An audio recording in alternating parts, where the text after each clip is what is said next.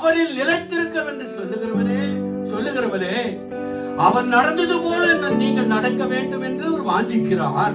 ஆகினாலே அந்த கல்லாகிய அந்த கண்மலையாகிய ஆண்டவர் இயேசுவை ஏற்றுக்கொண்ட பிள்ளைகளே, இப்படிப்பட்ட எல்லா குணாதிசயங்களையும், சகலவித கபடத்தையும், சகலவித வஞ்சகங்களையும், சகலவித பொறாமைகளையும், சகலவித புறங்கூறுதலையும் ஒழித்துவிட்டு புதிதாய் பிறந்த குழந்தை பால் உண்ணுவது போல கலங்கமில்லாத ஞானப்பாலாகிய வசனத்தை உட்கொண்டு ஆவிக்குரிய பிள்ளைகளாய் மாறும்.